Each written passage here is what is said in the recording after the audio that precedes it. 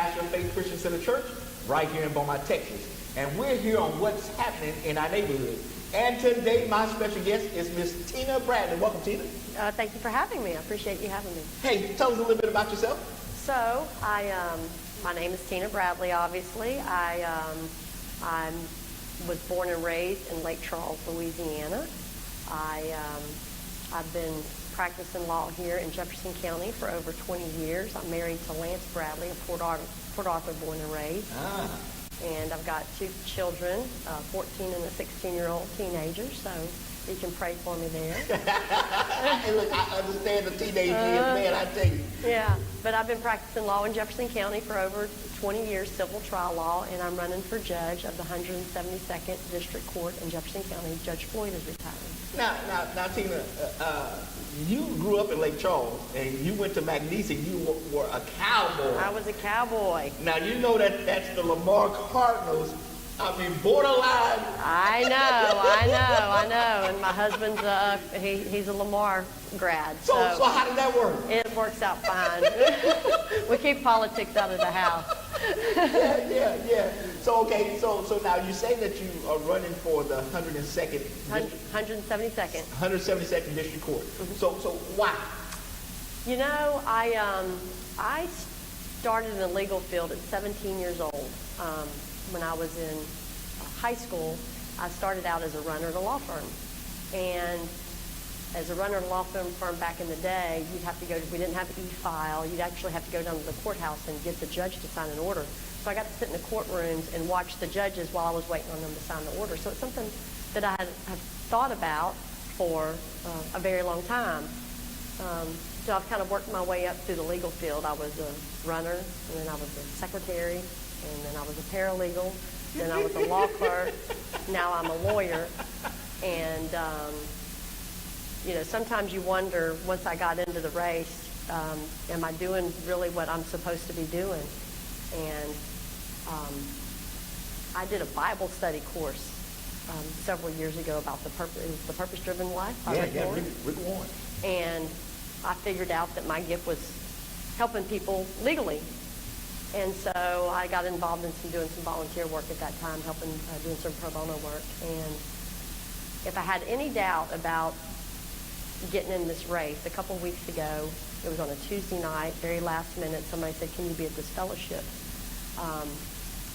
And I had other things going on. I said, I felt driven to go to be with these people. And 3 different pastors got up and talked, and it was completely uncoordinated. It was just a night of fellowship, and they talked about your purpose in life.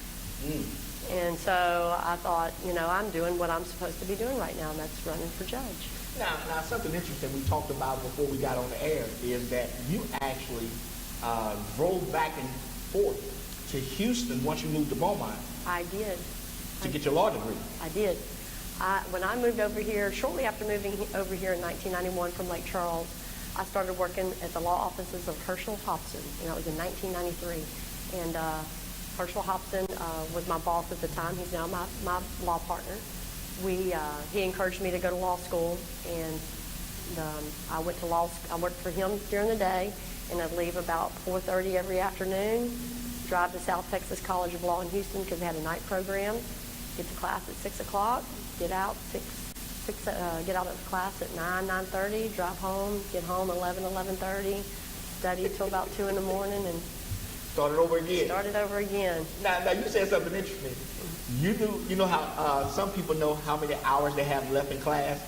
You knew by how many miles I had left to drive. Oh, I can tell you how many miles I had left to drive. I did. So you calculated the number of miles you had. Absolutely. I kept ticking it off every day. So after you get into your law practice, you decide, okay, now it's time to run for judge. Well, I graduated in 1997, and I've spent 1997, licensed in 1998, and so I've spent over 20 years practicing civil trial law. Yeah, and you are with asbestos and those? Asbestos and benzene cases predominantly. Yeah. I handle complex multi-party cases, but I represent the injured people. I represent people. Yeah. And so that's what I've done for over 20 years. So are you pretty good at it? Gosh, I hope so. I believe in quality, not quantity. Yeah. And we try to service our clients. They become family to us, and we actually have cases all over the United States. So what do you believe are the most important qualities to be a judge, to sit on the 172nd? Being in courts all over the United States, and in a lot of different courtrooms, I think a good judicial temperament is very important. I think it's just important that everybody gets treated equally with dignity and respect. Experience, you obviously need civil trial experience to sit on a civil trial bench. Ethics, good character. I think those are some of the most important qualities of a judge. Yeah. Now, if you so happen to become the judge, you're going to be replacing a legend. Yes, I will be. He's been there for a long time, 32 or 34 years. Yes. Yeah. Mm-hmm. Judge Donald Floyd. Judge Donald Floyd. Been in his court many times over the years. Yeah. Mm-hmm. So when is the primary? The primary, early voting is February 20th to March 2nd, and then the primary of the election day is March 6th. Okay. Now, there might be some people who are watching today that may want to volunteer for your campaign or even donate to the campaign because, hey, campaigns cost money. They do cost money. And you can go to TinaBradleyForJudge.com. We have a website, a web page where you can learn more about myself, my background, my family, and if you want to volunteer, you can sign up to volunteer. You can click on there and you can donate some money to the campaign. They can even find out about your Magnese Cowboys. That's it. That's it. Yeah. So Tina, is there anything else you want to share with us today? I just would love, encourage people to research your candidates, educate yourself on their qualifications, their backgrounds. It's important. A lot of people, unless they walk into a civil trial court, they don't think about judges' races, and they should. And education is very, very important. People really need to learn about the candidates and go make that choice that they believe is best for them. And while I've represented people all my life, I'm also a small business owner. So I see it from both sides.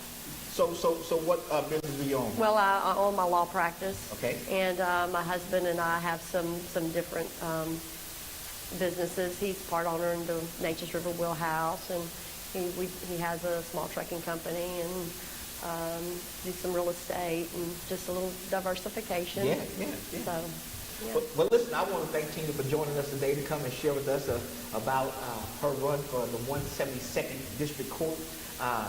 Listen, like you said, we put the information right there on the screen so that you can go to her website and get more information about her, and you can find out all the details about her career, her life, and then you can make an educated decision on who you want to see on that bench on the 172nd District Court. So I want to thank her for coming today, and I want to thank you for joining us here on What's Happening in Our Neighborhood, and we will see you next time on our broadcast.